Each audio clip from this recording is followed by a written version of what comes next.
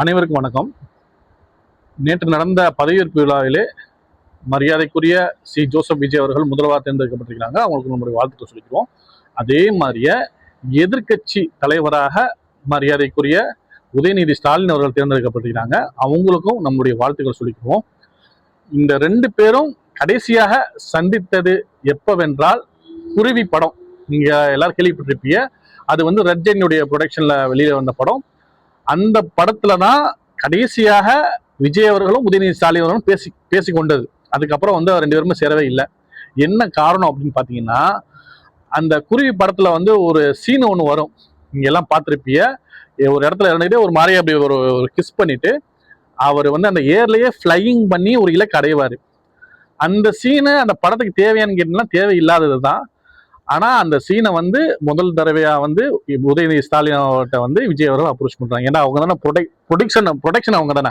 So அப்படிங்கிற இந்த மாதிரி இந்த சீன் வைக்கலாம் அப்படிங்கிற உதயநிதி ஸ்டாலின் அவர் சிரிச்சிட்டாங்க. இது என்ன, இது பார்க்க சில்ற மாதிரி இருக்குது, பார்க்க நல்லா இல்லை, இந்த சீன்ல வச்சா கதைக்களம் கெட்டு போயிடும், படம் ஓடாது அப்படின்னு நிறைய விஷயங்கள் உதயநிதி ஸ்டாலின் அவர்கள் விஜய்கிட்ட சொல்றாங்க. ஆனா விஜய் அவர்கள் என்ன சொல்றாங்கன்னா, என்னுடைய ஃபேன்ஸுக்கு அது பிடிக்கும், ஸோ என்னுடைய ஃபேன்ஸுக்காக இந்த சீனை வச்சே ஆகணும் அப்படின்னு நிற்கிறாங்க. எப்போதுமே ஒரு பெரிய ஸ்டாரா இருக்கக்கூடிய ரஜினிகாந்த் அவர்களா இருக்கட்டும், கமல் அவர்களா இருக்கட்டும், விஜய், அஜித் யாரா இருக்கட்டும், அவங்க ஃபேன்ஸுக்குன்னு சொல்லிட்டு ஒரு தனியா ஒரு சீன் ஒன்று வைப்பாங்க அவங்களுக்கு பிடிச்ச மாதிரி. அது ஒரு 10 செகண்ட்ல வரலாம், 15 செகண்ட்ல வரலாம். அப்படி ஒரு சீனை அப்ரோச் பண்றது தான் அந்த ஃபிளையிங் சீனு. ஏன்னா அது ப்ரொடெக்ஷன் ஒத்துக்கிறணும். ஏன்னா ஒரு சீன் எடுக்கணும் அப்படின்னா கிட்டத்தட்ட லட்சத்துல இருந்து கோடி வரைக்கும் போக வாய்ப்புகள் இருக்குது. அப்ப அப்படிங்கையில இந்த சீனை யார்கிட்ட சொல்றாங்க, உதயநிதியை சொல்லல, வேணா நிக்கிறாங்க. இவர் எனக்கு வேணும்னு நிக்கிறாரு. சரி பரவாயில்ல, அவன் எடுக்கட்டும் அப்படிங்கையில அந்த அந்த சீன் எடுக்கப்பட்டது.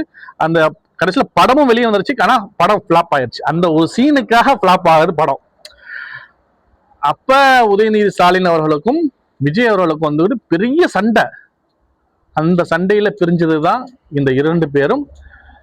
திரைத்துறையை எடுத்துக்கிட்டீங்கன்னா, ரெட் ஜெயின்ட்ல ப்ரொடக்ஷன்ல விஜய் அவர்கள் நடிக்க மாட்டாங்க. மாஸ்டர் படத்தையே விஜய் யாரு ரெட் ஜெயின்ட் தான் வாங்குறதா இருந்துச்சு. ஆனா கடைசி வரைக்கும் விஜய் அவர்கள் அதை ஒத்துக்கல. ஆமா. அப்ப அப்படிங்கையில முதல் தடவையாக இந்த இருவரும் ஒருவர் முதல்வராகவும் ஒருவர் எதிர்கட்சி தலைவராகவும் சந்திக்க உள்ளார் இந்த சட்டமன்றத்திலே. என்ன நடக்கும் என்பதை நம்ம பொறுத்திருந்து பார்ப்போம். மக்களுக்காகவே இருவரும் பணியாற்றணும் என்பதுதான் என்னுடைய வேண்டுகோள். அதைத்தான் நானும் சொல்ல விரும்புறேன். பார்க்கலாம் என்ன நடக்குது. மாற்றங்களை நம்ம எதிர்பார்த்தோம்ல, பார்க்கலாம்.